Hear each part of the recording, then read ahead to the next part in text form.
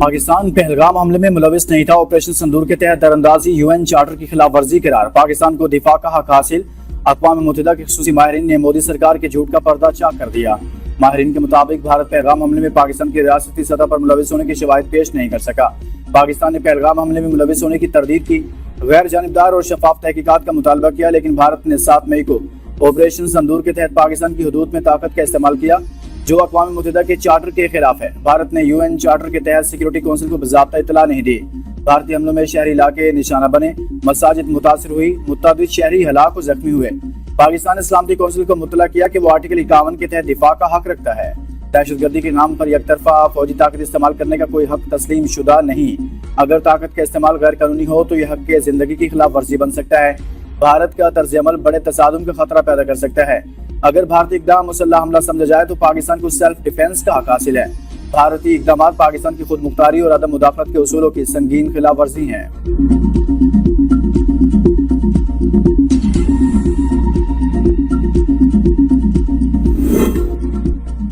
مکار مودی سرکار اقوام متحدہ کے خصوصی ماہرین کے پوچھے 5 سوالات کا 60 دن میں جواب نہ دے سکی۔ جواب نہ آنے پر اقوام متحدہ کے خصوصی ماہرین نے رپورٹ جاری کر دی۔ ماہرین نے بھارت سے پاکستان پر لگائے گئے الزامات کے ثبوت مانگے۔ پوچھا کیا بھارت طاقت کے غیر قانونی استعمال کی وجہ سے انسانی زندگیوں کے نقصان کا ازالہ کرے گا اور اس پر معافی مانگے گا؟ کیا بھارت سنتاس معاہدے کی ذمہ داریاں ادا کرے گا اور پاکستان کے قانونی حقوق اور بنیادی انسانی حقوق کی پاسداری کرے گا؟ کیا بھارت سنتاس معاہدے کی ڈسپیوٹ ریزولوشن کی شقوں کی پاسداری کا ارادہ رکھتا ہے؟ یہ بھی بتایا جائے جموں کشمیر کے تنازع کے پرامن حل اور کشمیریوں کو حق کی خود ارادیت دینے کے لیے بھارت کیا اقدامات اٹھانے کا ارادہ رکھتا ہے؟ ماہرین نے کہا تھا بھارت کے جواب رپورٹ کے ساتھ ویب سائٹ پر اویزاں ہیومن رائٹس کونسل میں پیش کیے جائیں گے۔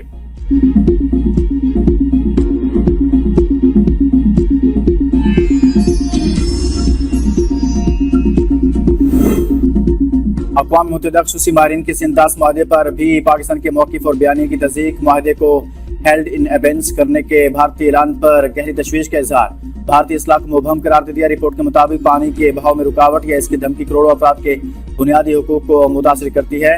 پانی کو سیاسی یا معاشی دباؤ کا آلہ نہیں بنایا جا سکتا۔ کوئی بھی فریق یک طرفہ طور پر سنتاس معاہدے کو معطل نہیں کر سکتا۔ سرحد پار حق کے آپ میں مداخلت سے اجتناب لازم ہے۔ معاہدہ اس وقت تک نافذ رہتا ہے جب تک دونوں حکومتیں نئے معاہدے کے ذریعے اسے ختم نہ کریں۔ بھارت نے ثالثی کارروائیوں میں شرکت سے گریز کیا اور سنتاس معاہدے کے دائرہ اختیار کو چیلنج کیا۔ بھارت کی طرف سے مبینہ سرحد پار دہشت گردی کے الزامات کو آبی معاہدے کی خلاف ورزی بنا کر پیش کرنا قانونی طور پر غیر متعلق قرار۔ تنازعات کا حل معاہدے میں درج تصفیہ کے طریقہ کار کے تحت ہونا چاہیے۔ بھارتی میٹریل بریچ کی دلیل کمزور قرار، پاکستان کی جانب سے معاہدے کی کسی شق کی خلاف ورزی ظاہر نہیں ہوئی۔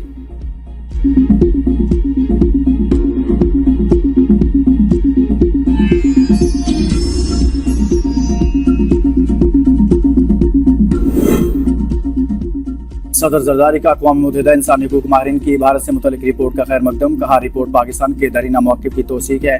صدر نے رپورٹ سنتاس معاہدے کی ایک طرفہ معطلی اور جارحانہ بھارتی رویے سے متعلق رپورٹ کے مشاہدات کو سراہا، کہا پانی کے بہاؤ کو متاثر کرنے والی کارروائیاں پاکستان کے حقوق کی خلاف ورزی ہیں۔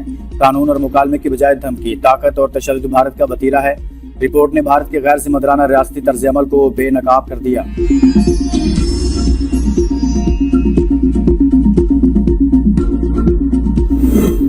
سنتاس معاہدے کی یک طرفہ معطلی نہیں ہو سکتی۔ پاکستان واضح کر چکا ہے کہ پانی روکنا یا اس کا رخ موڑنا جنگی اقدام تصور ہوگا۔ عالمی برادری سنتاس معاہدے کی مکمل بحالی کے لیے کردار ادا کرے۔ نائب وزیر اعظم اسحاق ڈار کی میڈیا کو بریفنگ، کہا ڈیمز کی تعمیر سے بھارت کی پانی ذخیرہ کرنے کی صلاحیت اور اس کے غیر قانونی استعمال میں اضافہ ہو رہا ہے۔ اقوام متحدہ نے بھارتی اقدامات پر تشویش کا اظہار کیا۔ بھارتی اقدامات سے جنوبی ایشیا میں امن و استحکام کو سنگین خطرات لاحق ہیں۔ سنتاس معاہدہ نافذ العمل اور فریقین پر اس کی پاسداری لازم ہے۔ پاکستان تنازعات کے پرامن حل کا خواہاں ہے۔ دریائے چناب کے بہاؤ میں رواں سال 2 بار غیر معمولی تبدیلیاں ریکارڈ کی گئی۔ بھارتی اقدامات سے پاکستان کی غذائی سلامتی کو خطرہ لاحق ہے۔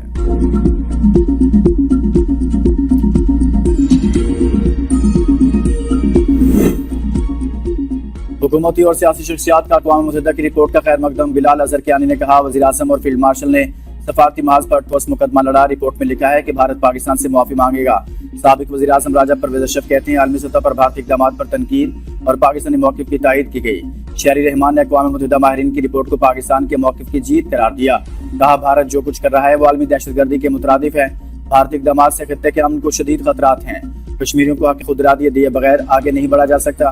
شجیل انعام میمن نے کہا سپر پاور سمیت دنیا کے مختلف ممالک میں بھارتی بیانیہ مسترد کیا گیا۔ خرم دستگیر کہتے ہیں بین الاقوامی قوانین توڑنے پر بھارت کا چہرہ بے نقاب ہو گیا، پاکستان کو ہر لحاظ سے سفارتی کامیابی حاصل ہوئی۔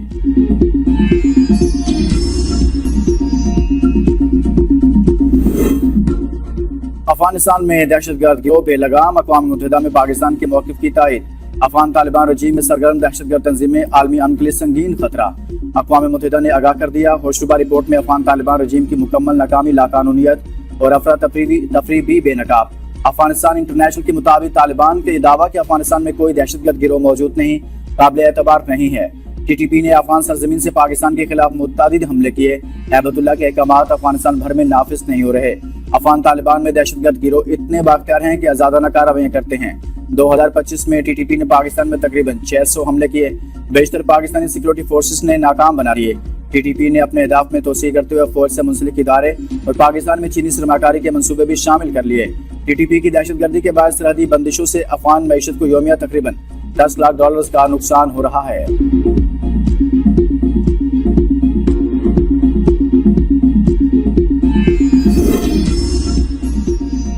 حسینہ واجد حکومت کا تختہ لوٹنے والے طلبہ تحریک کے اہم رہنما قتل عثمان ہادی کی ہلاکت پر بنگلہ دیشی حکومت کا کل سوگ کا اعلان۔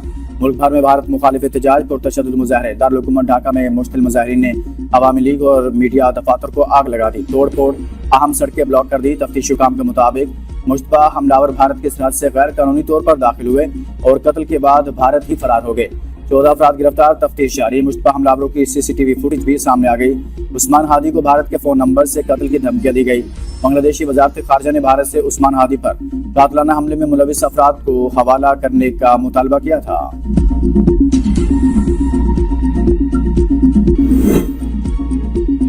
9 مئی جلاؤ گراؤ کے مقدمے میں یاسمین راشد سمیت پی ٹی آئی رہنماؤں کو سزائیں۔ یاسمین راشد، اعجاز چودھری، محمود الرشید، سرفراز چیمہ کو 10 سال قید کی سزا۔ شاہ محمود قریشی کو بری کر دیا گیا۔ ایٹیز لاہور کے جج منظر علی گل نے کوٹ لکھپت جیل میں کیس کا فیصلہ سنایا۔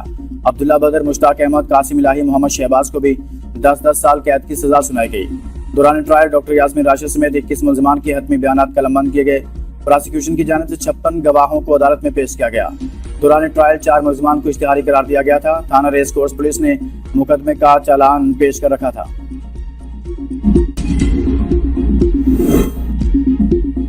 سابق مشیر احتساب شہزاد اکبر کو واپس لانے کے لیے اقدامات جاری۔ پاکستان کی دستاویزات برطانوی حکومت کو موصول۔ ذرائع کے مطابق دستاویزات میں شہزاد اکبر کے خلاف مقدمات اور عدالتی کارروائی کی تفصیلات دی گئی ہیں۔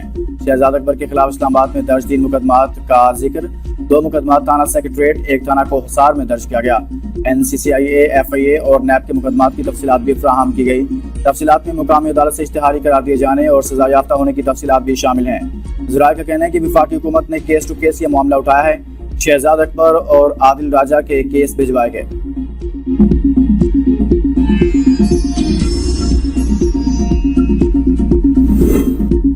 ٹیکس چوری اور اسمگلنگ کے خلاف کسی قسم کی نرمی نہیں برتی جائے گی۔ وزیراعظم شہباز شریف کا اجلاس سے خطاب، کہا ٹیکس چوری کے خلاف اقدامات کو مزید تیز کیے جائیں۔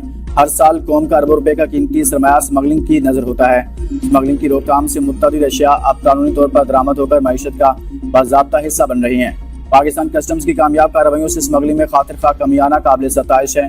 شہباز شریف کی انسداد اسمگلنگ کی کامیاب کارروائیوں پر FBR کی پذیرائی۔ وزیراعظم کی صوبائی حکومت کو غیر قانونی پیٹرول پمپس کے خلاف کارروائی میں تعاون کی ہدایت۔ وزیراعظم کو FBR کی انسداد اسمگلنگ اقدامات، پیش رفت اور دیگر امور پر بریفنگ دی گئی۔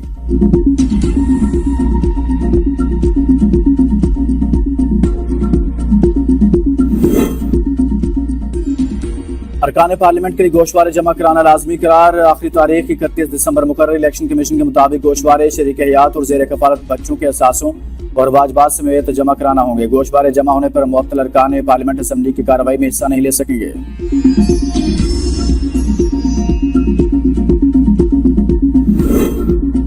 پنجاب سے سینٹ کی خالی جنرل نشست پر نون لیگ کے عابد شیر علی کامیاب قرار۔ الیکشن کمیشن نے نوٹیفکیشن جاری کر دیا۔ بلا مقابلہ منتخب ہونے والے عابد شیر علی کی سینٹ رکنیت کی مدت 11 مارچ 2027 تک۔ پرامن سیاسی کارکنان اور پارلیمنٹیرینز پر تشدد، جمہوری روایات کے منافی وفاق اور پنجاب حکومت کو سیاسی انتقام کی بجائے معیشت پر توجہ دینی چاہیے۔ وزیر اعلیٰ خیبر پختونخوا سہیل افریدی کا صوبائی کابینہ کے اجلاس سے خطاب، کہا واٹر کینن میں زہریلے کیمیکل کے استعمال سے کارکنان اور قیادت کی طبیعت خراب ہوئی۔ वफाकी हुकूमत अवामी फलाह की बजाय सिर्फ बानी और PTI को निशाना बना रही है। वफाक की जानिब से फंड्स न मिलने से कबायली अजला में तरक्याती काम मुतासिर हो रहे हैं। वज़रा हर 15 दिनों में अपने तफवीज़ करदा अजला के फील्ड्स विजिट यकीनी बनाएं।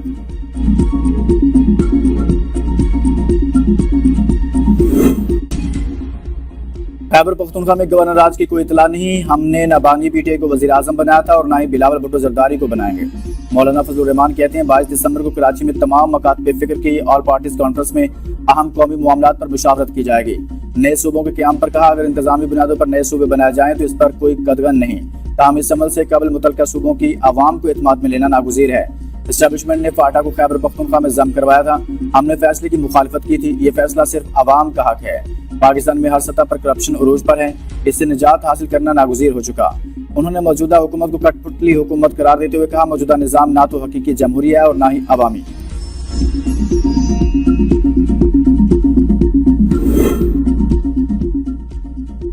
सिंध में 17 सालों से मुसलसल पीपल्स पार्टी की हुकूमत है। अमन-ओ-अमान कायम करना सूबाई हुकूमत की जिम्मेदारी है। MQM रहनुमा फारूक सत्तार कहते हैं, कराची में बच्चे मैन होल के ढक्कन न होने की वजह से मर रहे हैं। फारूक सत्तार की जानिब से कहा गया, ताजरों की जानिब से भत्ता मांगने वालों के नाम भी बताए गए। ताजरों के मसाइल हल करने के लिए हम पुरुमीद हैं। बहुत जल्द पूरी दुनिया में फर्नीचर भी एक्सपोर्ट करेंगे।